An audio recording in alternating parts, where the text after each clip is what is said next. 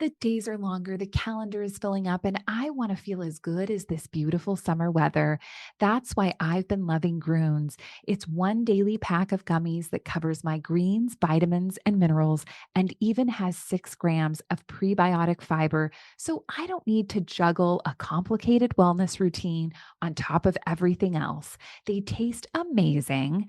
They're easy to toss in my bag on the go. Plus, they're vegan, gluten free, and HSA, FSA eligible for reimbursement. Save up to 52% off with promo code podcast at gruns.co. That's code podcast at gruns.co.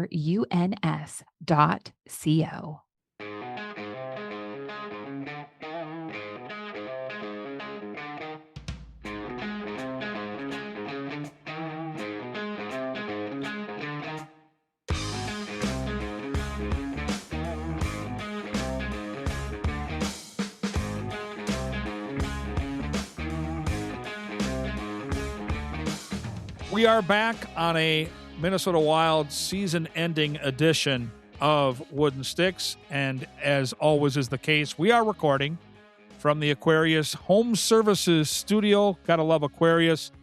Don't love the scenario we're in right now because the Minnesota Wild season came to an end last night. We're recording this on a Thursday as you find us probably into your weekend.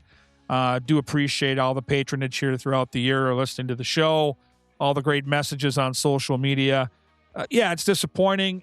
Today is a day where I woke up kind of downtrodden. And, I think it's good, though. As a sports fan, when you're invested in something bigger than yourself and you care, it's okay to get hurt. And it's very rarely going to work out. And I know in Minnesota, there's all the jokes about, Loserville, USA, and we never win here and yada, yada, yada. I've lived through both sides. I was here in 87 and 91. A lot of our listeners and even our producer here, Alex, not a part of that fun, but I can tell you it's coming. And been around hockey all my life, been around this team for 20 years. And the part that's kind of allowed me to move through the day just a little brighter than I normally would be is, man, are we close? And we're not there yet. Colorado was the better team, and there's no getting around that. And we're not going to sugarcoat that aspect of the conversation today with Wes Walz, former captain of the Minnesota Wild. But I've never gone into the summer more excited about what lies ahead. That all changed back in December when Bill Guerin pulled the trigger on the move that brought in Quinn Hughes. And there is a lot of talent returning for the Minnesota Wild. And I think the big story I take from this year's playoffs is Jesper Wallstedt, a guy that a year from right now, back in the rearview mirror, was in a dark place and had gone through maybe his toughest year of hockey yet. And he spent the time last summer working on his craft. He came into camp early. He came into camp with a chip on his shoulder. He worked his ass off, and he had a terrific regular season. And a part of that story was the final month of the regular season where he took the starting job away from Philip Gustafsson. If you would have told me that a year ago, I wouldn't have believed it. But my goodness, did he earn it? And my goodness, did he reward this team for trusting him? Because in 2 series, I saw one game where he wasn't a difference maker, and that was game 1 in the most recent series against the Avalanche. Other than that, he was spectacular. And he's always had that it factor, going back to watching him in World Juniors when he played for Sweden. And the fact that Minnesota moved up, was aggressive to draft him in the first round, and now he's coming of age. I think it's really going to be a cornerstone of this team having a legitimate chance every year to make a run at the Cup. Now, you've got 2 great goalies. Philip Gustafsson is a developed goalie that has already established himself as a high-quality performer. He's got a no-trade clause in his contract that's got 2 more years of that within it. So the question's going to become now, do you keep both now and just reap the benefits of having 2, or do you maybe try to move one of those 2 guys? I don't know. And I'm glad I'm not Bill Guerin, because that's going to be a really tough decision. And I have a hard time envisioning them moving on from Wally after what we saw this year. But Bill Guerin has made so many aggressive moves, and he is so unafraid to do so. And man, he's been right a lot more than he's been wrong. So I'm excited to see what he and his staff will do. And yeah, looking at last night's game specifically, I mentioned we're recording here on a Thursday, so it's fresh on mind. what would have been a Nico Sturm celebration, right? Like, this is a guy that was patient, was in and out of the lineup. He had that Stanley Cup credibility, and he's popped a little bit in these playoffs, and especially in this series against Colorado. And for 40 minutes last night, my God, he was Minnesota's best player. He was all over that game with and without the puck, not just the offensive production, but the penalty kill, the block shots, the winning faceoffs. Like, this was Nico Sturm, and he was solid in the third. And I think people have to understand too, because, when you look at a box score or when you take a step back and read all the crap on social media, Minnesota blows a 3-0 lead. Well, unless you watch that game with a discerning eye and took your fandom out of the equation and understood when the puck dropped, Colorado was minus 230 in the betting market.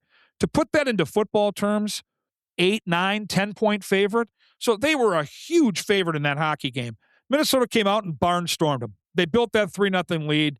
They went to the locker room, and yeah, you knew with the goalie change, home ice, elite team, they're going to come with a push.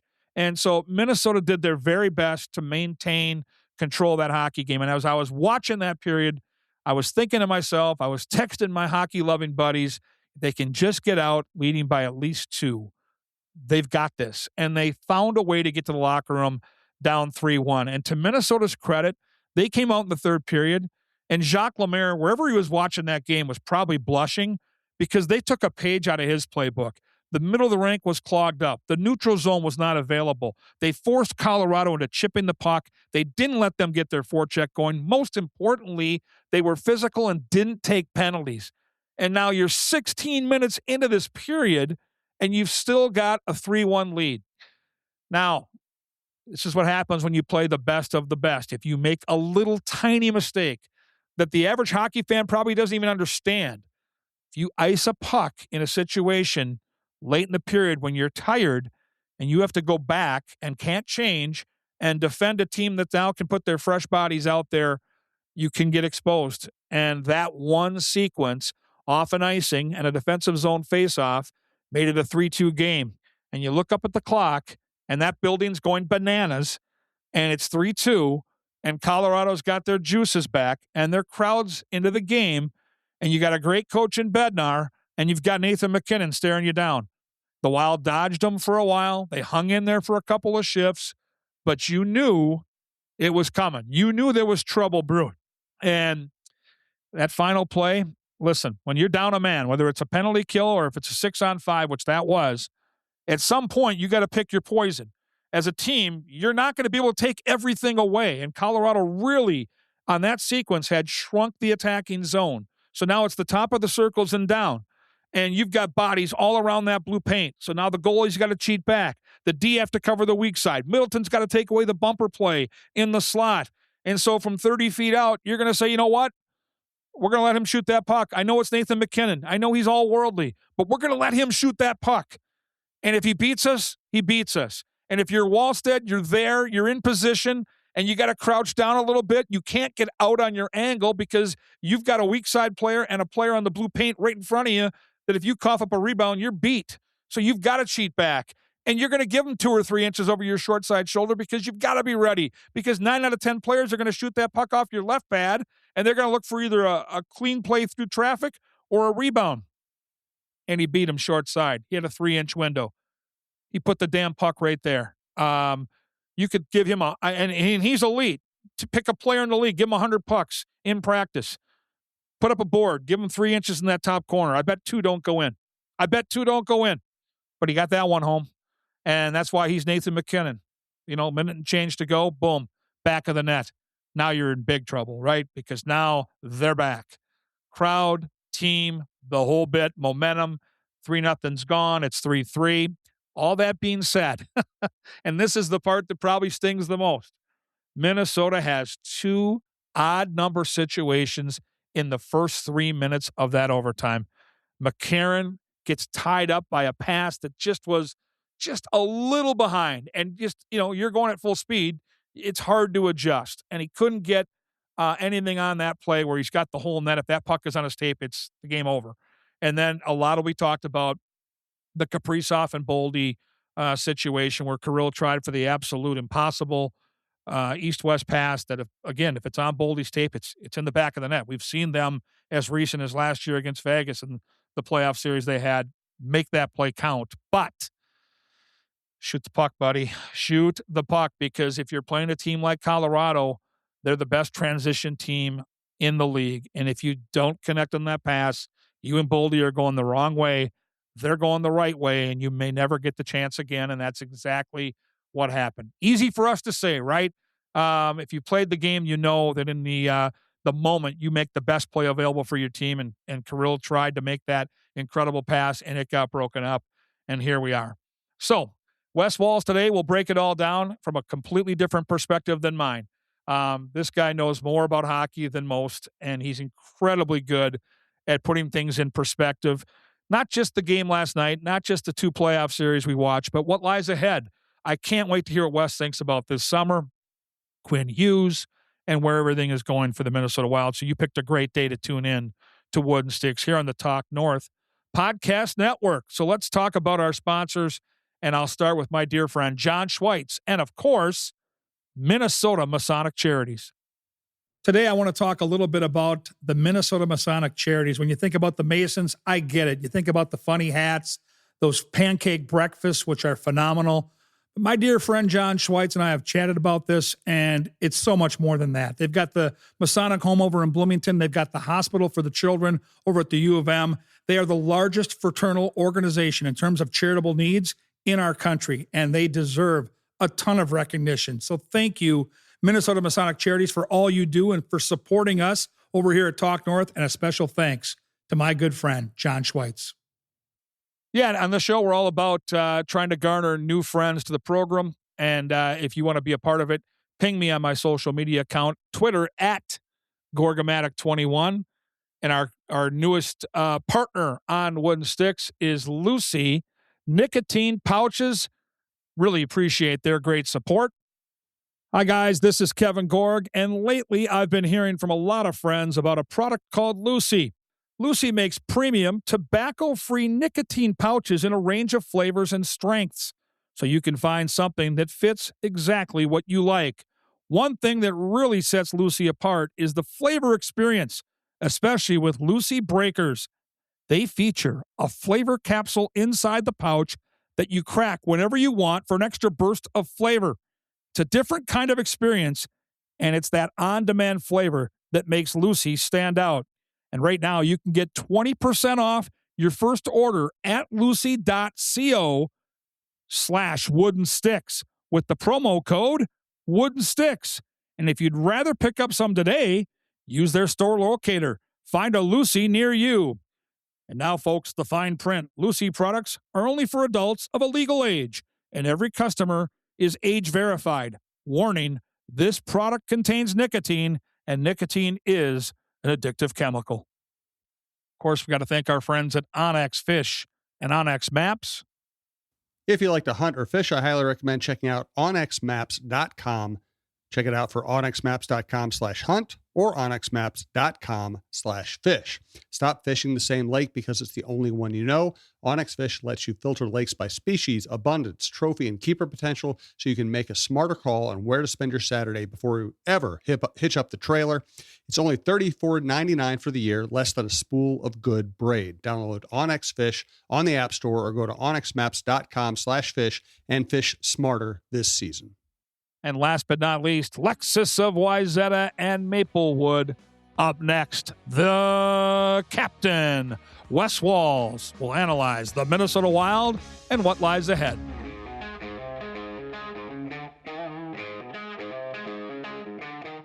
All right, welcome back to Wooden Sticks. As always, recording from the Aquarius Home Services studio. Happy to be joined by a dear friend of mine and a very familiar face to hockey fans here in the Midwest. He is Wes Walz.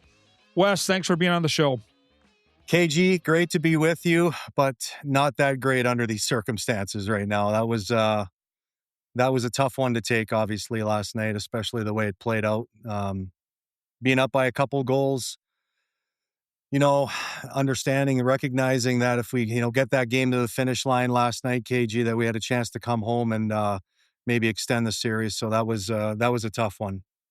Yeah, I was thinking about the end of the year recording and who would be the right guest, and obviously, we spent the whole season together covering this team. It was a wonderful Yeah. year. I think this organization took a huge step forward. I think the pivot point was December when Bill Guerin brought in Quinn Hughes, and I think that makes it sting just a little bit more. You don't want to see the season come to an end.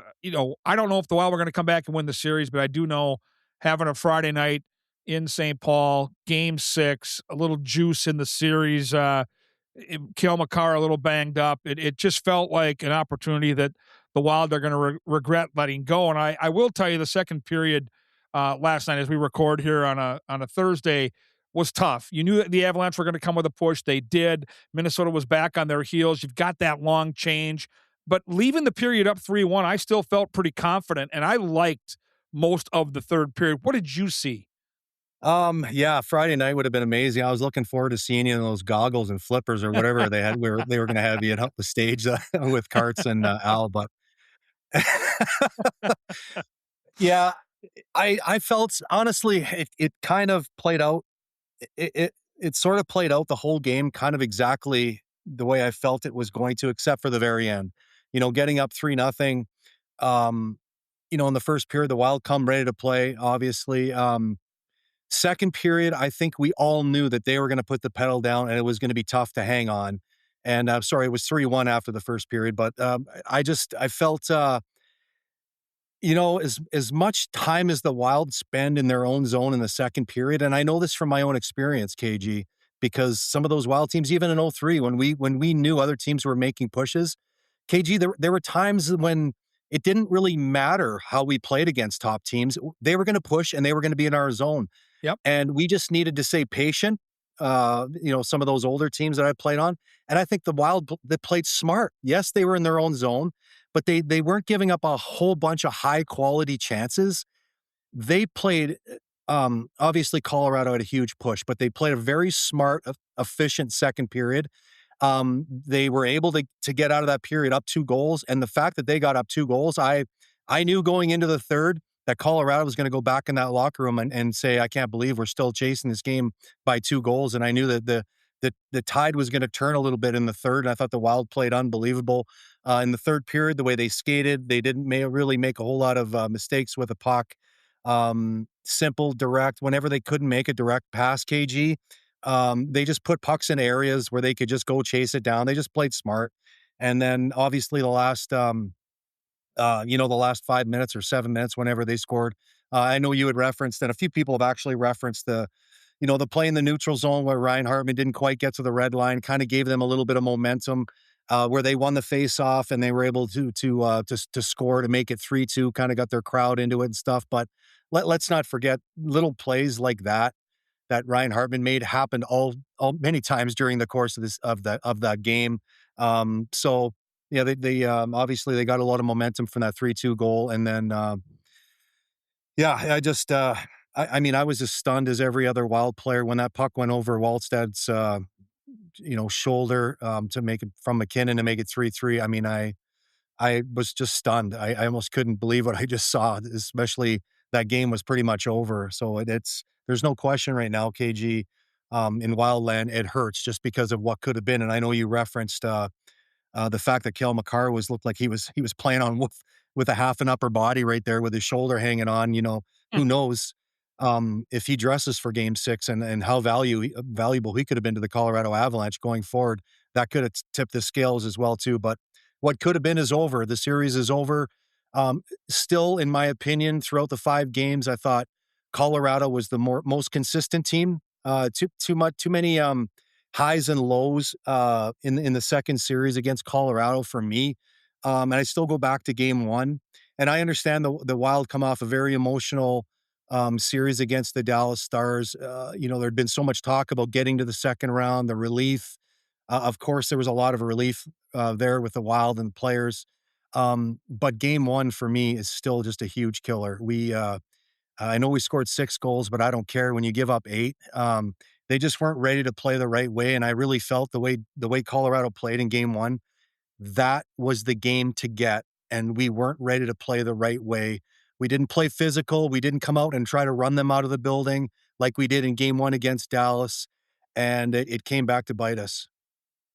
Completely agree. I think the game one and game five are the two games I look back at and say there were opportunities missed. And Colorado is such a good team, and there just isn't a lot of room for error within games, and then of course within a series, you're playing the best team in the league, and so if you let a game or two get away, it's going to end early. And if you capitalize on those opportunities and win at least one, if not both of those games, and that thing extends to six or game seven, the pressure switches to the other side, and you lived that in '03. If you can get to a game seven when you're down in a series and that pressure shifts to the home team and you're the road team and the underdog, it's a whole different world. And I think Minnesota clearly could have gotten there, but those opportunities that you referenced in game one and certainly last night in game five got away. But this can be a real learning experience because this team's going to be together now through this window of opportunity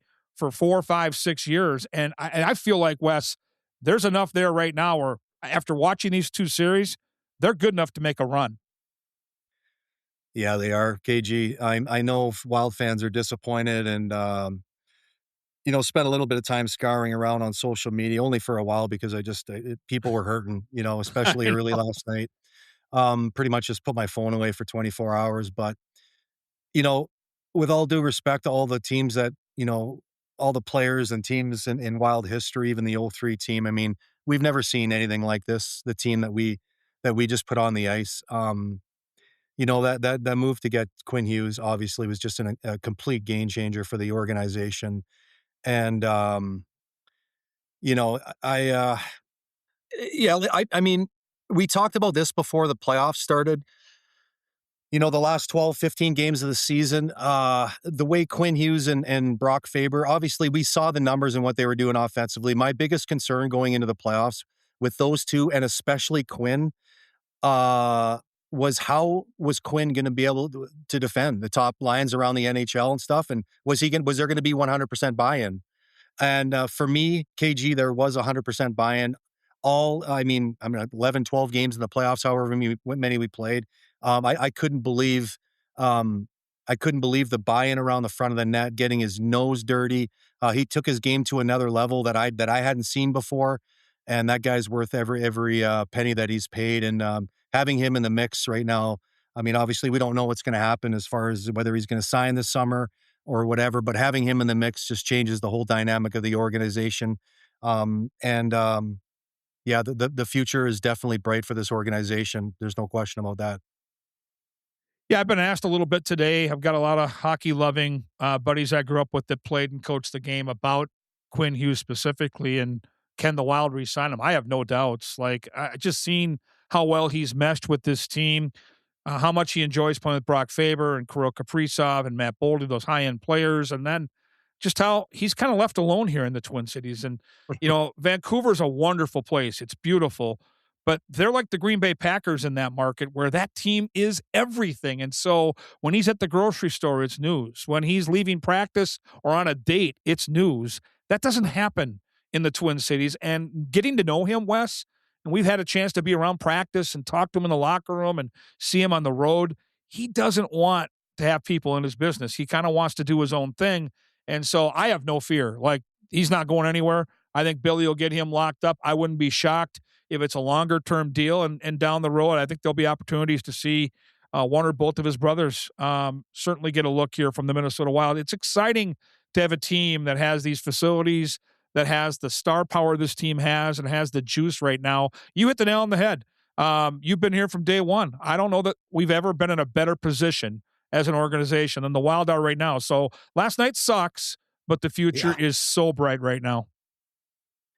Yeah, no question about it. And obviously not having Jonas and Eriksson Ek in this past series. Didn't have Burrows for the whole playoffs. Was we had him for a few games, but that was really difficult. You weren't going to get past a team.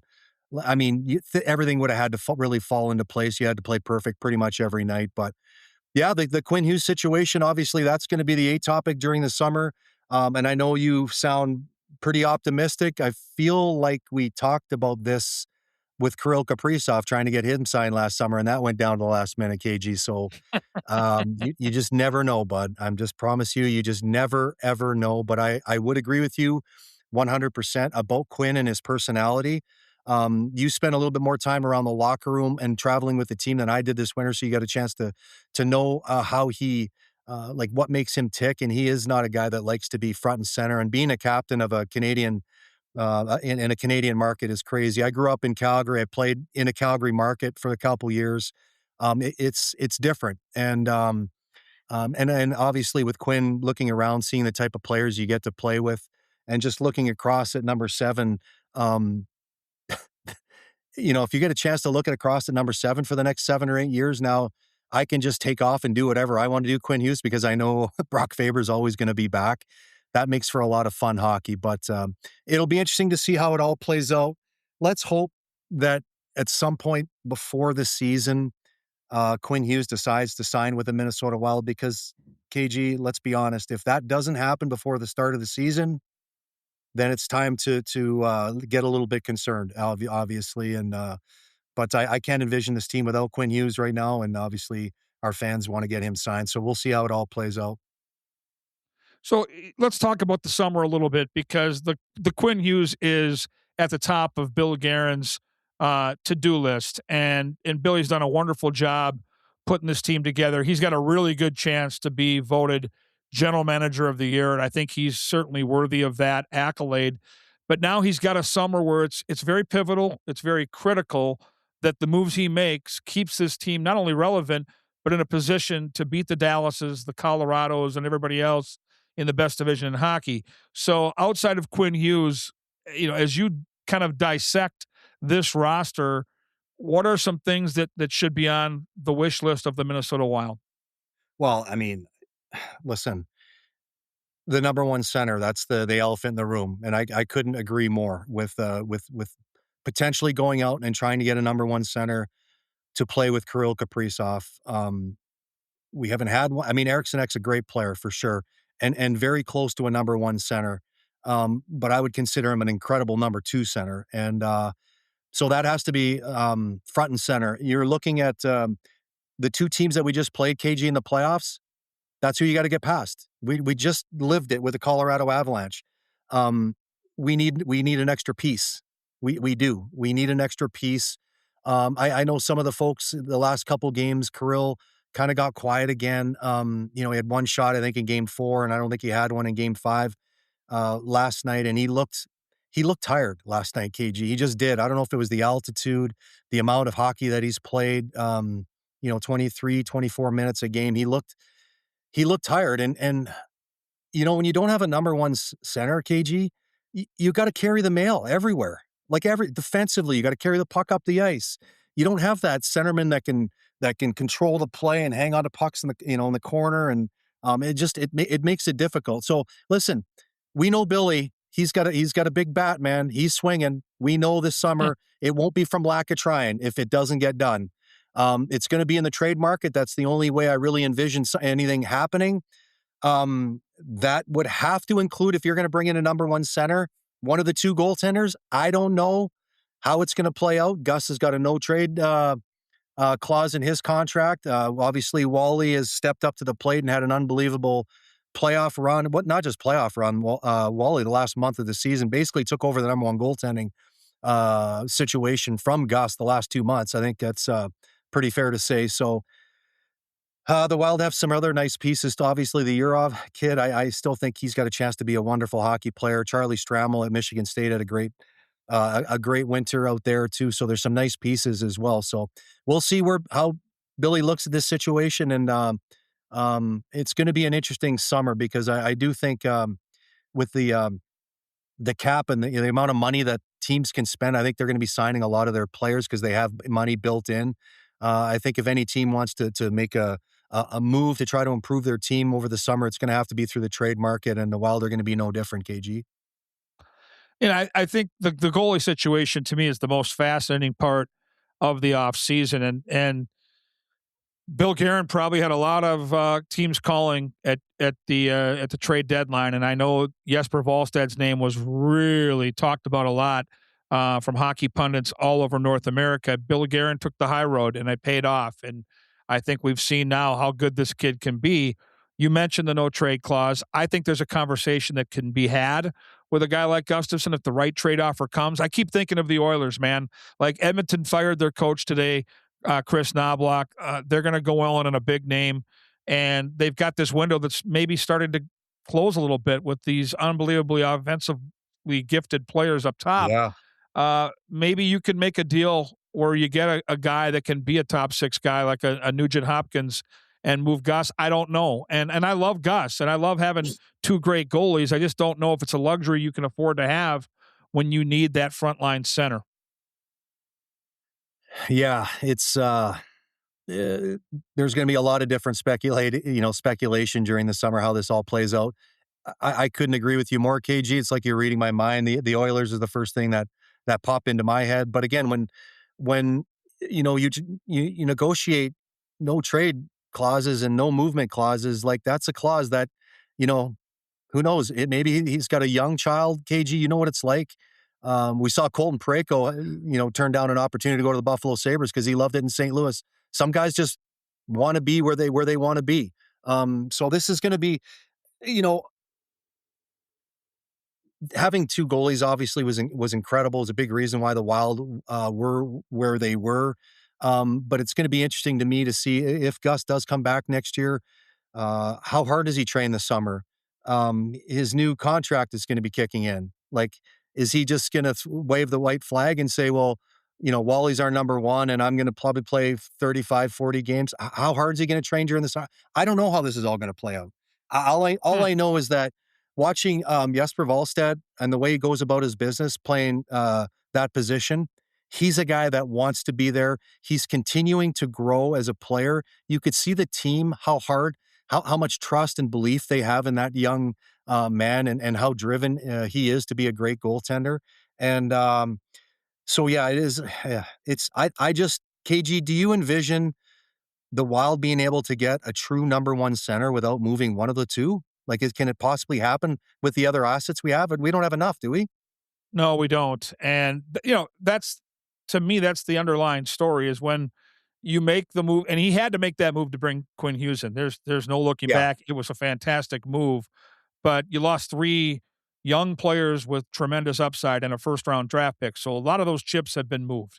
You've got this Quinn Hughes thing now, which is fantastic. He's I think, going to be here long term. So now you're going to have to give up something. And I have a hard time envisioning Bill Guerin saying, all right, we developed this kid. We moved up in the draft to pick Jesper Wallstedt, and now he's arrived, and he looks like he might have the kind of upside where he can be a top five goalie in this league.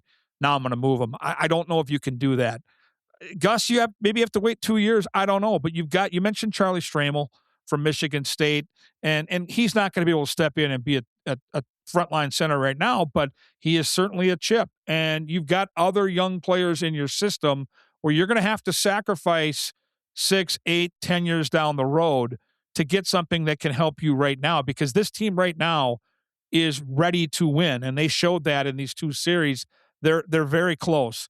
The Eck thing is interesting. I know you brought up Eck, and I love the way that guy competes. Nobody cares more than Joel Eriksson Ek, but the way he competes, it feels to me, Wes, like it's taking him out of the lineup when the team needs him the most. And we're not the NBA. We don't have load management, and this guy knows no other way to play. Thank So the goodness. interesting, right? But the tricky part is, if you're Bill Guerin, do you package up one of your young, talented players in the system? I'll use Stramel's name. You could pick a defenseman like Lambos from the Iowa Wild and package him with a guy like Eck to get an offensive weapon that can play first-line center, knowing you're losing Mr. Everything.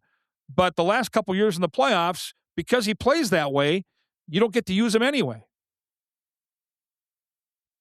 Yeah, and then possibly hope that Danila Yurov can slide up into that, spot where Eriksson Ek is in a couple of years. Mm-hmm. Mm-hmm. I could possibly see that only because, when we need him the most, Ek he's seems to be banged up, and I don't know, KG. I'm not sure I would pull that one. I'm not sure I can. I mean, this is all just speculation for podcasts and different talks and stuff. But I can't envision this team without Eriksson Ek. But I will say this: as Eriksson Ek moves through his career and gets a little bit older, he's going to have to pick and choose a little bit more. I know he can only play one way, but you can throttle back a little bit, 10%. You can always, as you get a little older, throttle back a little bit in certain situations. He's going to need to learn that because it's been so difficult, getting into the playoffs and not having the success in the playoffs. And, every year it feels like one or two guys are always out. And it's something that we talk about at the end of every year, KG. But, yeah, I mean, there'll be a lot of teams lined up to sign Eriksson Ek, For especially at sure. his, what is he at, 5.2 million for another 3-4 years?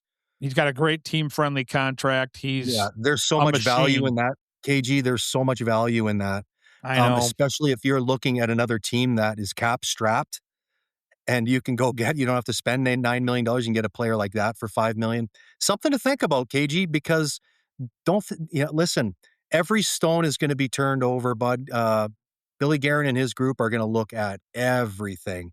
And that was an angle I never thought about, but you got me thinking about it now, KG. That's what you Yeah. do. And you look around at some of the moves he made late in the year, and if you can bring back Nick Foligno cheap, I would say do it. Michael McCarron, to me, is going to be a tough one to re-sign. And when I see Charlie Coyle, who I adore, and I'm so happy, and I know you know Charlie, we both love the Yeah. kid, but when he gets a contract like that, I think it was like 6 for 36 years at his age in Columbus. Mm. Happy for Charlie, really unhappy for the rest of us that are trying to re-sign players in that middle six like Michael McCarron, because my goodness, was that guy impactful. He was. He really was. And, the rumor on the street before we traded for him, I think Nashville was trying to negotiate with him, and it sounded like he wanted 4 or 5 million a year, and that's why they kind of moved on from him. But, just watching him play and how valuable he was for our team. And who knows, maybe if you have Eriksson Ek, he probably stays down in the bottom six and maybe doesn't get opportunities to score as much. Maybe doesn't put up as many numbers, but he had a huge impact on our team. And Wild gave up a second round pick to get him. That was an outstanding move. I know you'd mentioned Nick Foligno, and I thought that was a good play for him as well too. But one thing you got to think about here, KG, too, that I think we need to spend a little bit time thinking about is Dallas and Colorado aren't going anywhere. Those are the two teams that we have to get past. How do we get past them? That's, can we beat one and not the other? Like, we got to figure out how to get by Colorado. And I'm just looking at our roster right now. We're the oldest team in the NHL going into the playoffs. And if you look at the 11 games that we played in the playoffs, KG, game 1 against Dallas, game 4 against Dallas, game 5 against Dallas. Every one of those games against Dallas, we won all 3. We had 2 or more days off before each and every one of those games. The best game that we played against Colorado in this past series was the beatdown, I believe game 4, 3 days off. Game 3. Before we played Colorado. Game 3, I'm sorry. Yep. Game 3.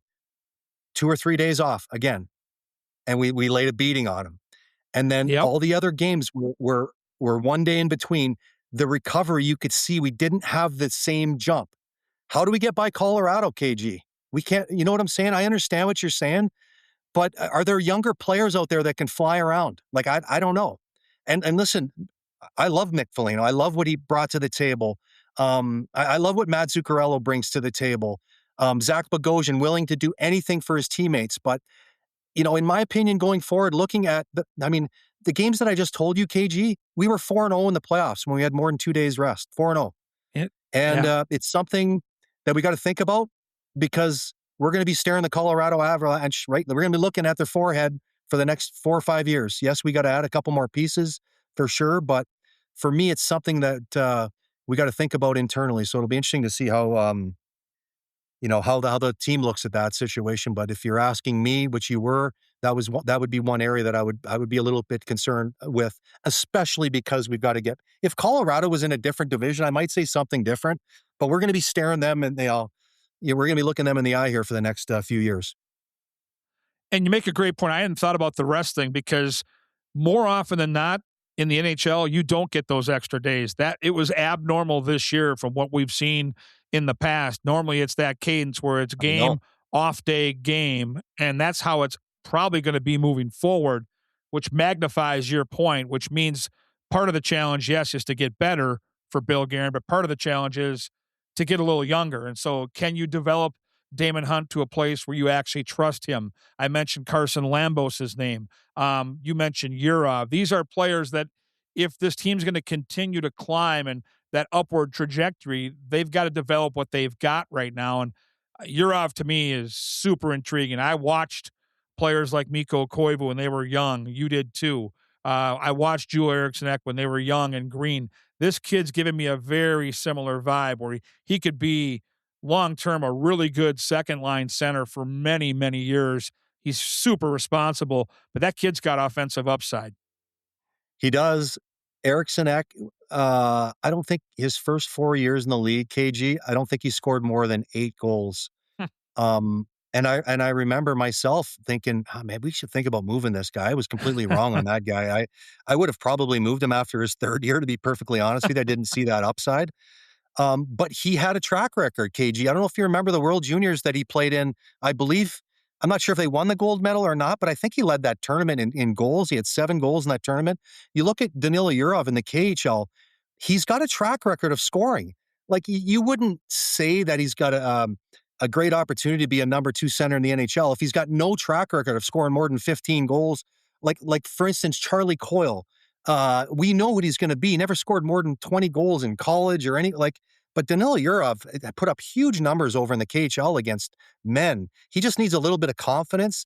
Obviously the face-off circle or something that he's going to need to try to rectify.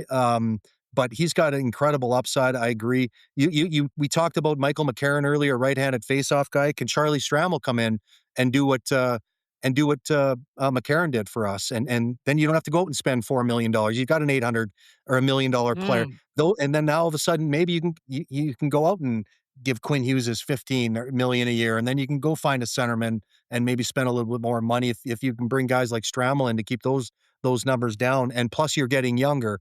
The other thing you mentioned, KG, is Damon Hunt. He was so good, man. He was really, really impressive when he got an opportunity to play in this series, and we needed him bad because obviously losing Jonas Brodin and his feet and his skating ability, we needed to add speed, and he stepped in and did an amazing job. He had not played a game, KG, in a long time, and to just get thrown into the mix when the treadmill's going 20 miles an hour, he was up for it. That kid's got a chance. He's got a chance to be good. I'm not saying he's going to be a top 4 defenseman, but he's banging on the door to be a really, really good number 5. So, and he's a good young player as well too. So, big fan of younger players right now. If we can figure out a way to develop these younger guys.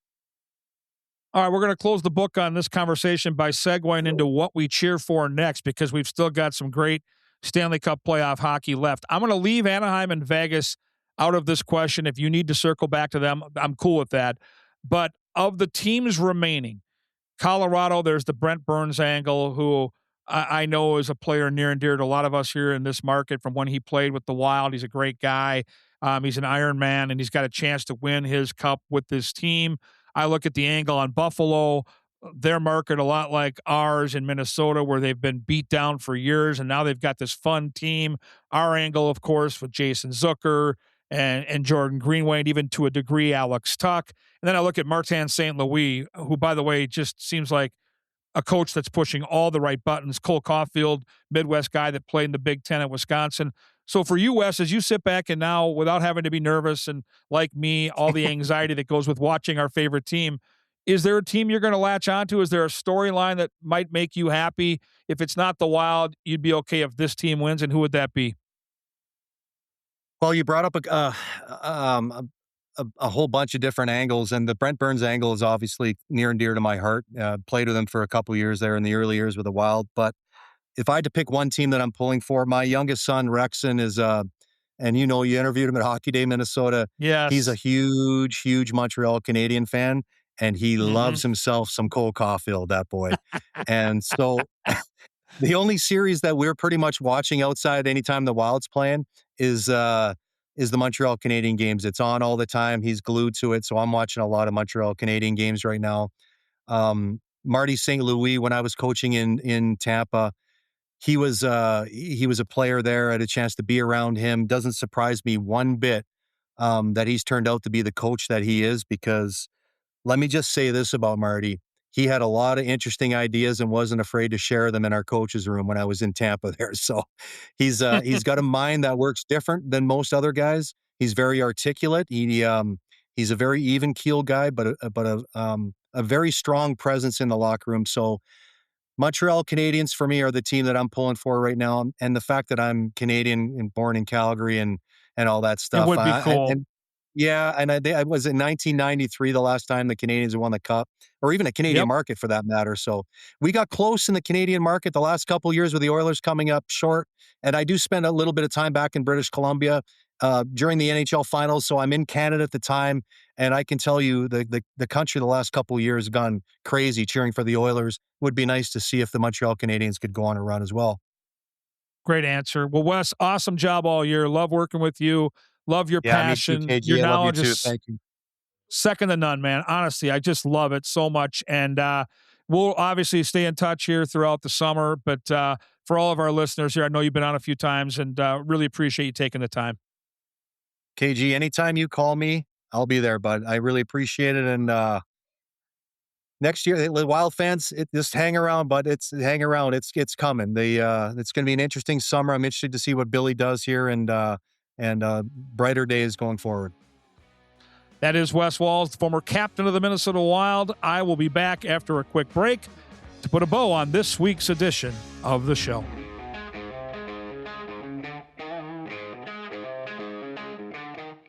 Outstanding stuff, as always. We had a little bit of a connection issue, so we do apologize for some of the tough glitches that we had connecting with Wes from his bunker over in Woodbury. He's got his kids. He's got the grandkids. Busy guy, so really, truly appreciate him taking the time and just knowing Walsey over these years. Great knowledge, yes, that's obvious, but just the passion he brings, how much he cares. Just one of those guys that the more time you spend with him, the more you really appreciate him as an analyst, but more importantly, as a friend.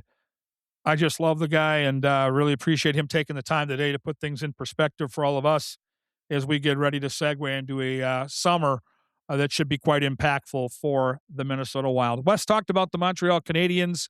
I'm really going to be torn here with some of these series because the one thing I know for sure is I've had enough of the Vegas Golden Knights. That fan base literally has never suffered, and I've had enough. It isn't like my disdain for the Dallas fans because they're obnoxious and I can't stand that team or that fan base. That's a different level in my eyes of dislike. But come on, Vegas. I mean, you've barely been in the league and you've been to Stanley Cups and won a Stanley Cup and just enough already. So I hope the Ducks can rally and beat them. If not, I hope Colorado mops the floor with them.